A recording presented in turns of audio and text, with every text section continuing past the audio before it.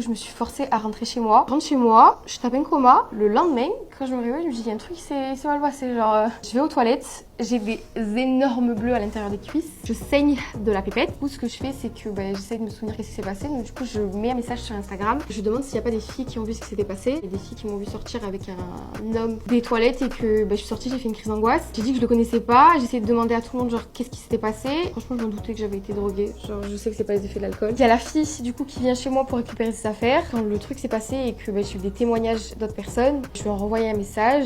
On s'est fortement embrouillé. En soi, si tu vas accompagner avec une personne, c'est que tu assumes la responsabilité de prendre soin l'une de l'autre. Vraiment, j'ai eu une énorme remise en question sur les personnes avec qui j'étais, sur le fait qu'elles étaient genre soit profondément mauvaises, soit juste atroces. Même le comportement qu'elles ont eu après, c'était vraiment horrible. C'était en mode, oui, dans tous les cas, t'avais qu'à pas boire, ou tu t'attendais à quoi, et puis c'est pas de notre faute, t'es arrivé ça, c'est pas la mort. Moi, je me rends compte du truc, je décide d'aller à l'hôpital. Ils ont détecté que j'avais du GHB et que j'ai été agressée sexuellement. J'étais en colère, genre vraiment. En fait, je réagis vraiment de tout par la colère. Je me suis énervée contre tout le monde, vraiment. Genre j'étais énervée même contre les médecins, ils me disaient tu dois porter plainte. J'étais en mode non, mais je me suis énervée même contre ma mère. Ma mère, elle réagit de la même manière que moi. Enfin, elle m'a appelée, elle a appris ce qui s'était passé. Elle me dit putain, pourquoi t'es là en boîte, pourquoi t'as fait ceci, pourquoi t'as fait cela. Tout le monde donnait son avis sur tout et n'importe quoi. Le truc m'avait saoulée, j'avais envie de tout débrancher. J'ai appelé ma psychiatre.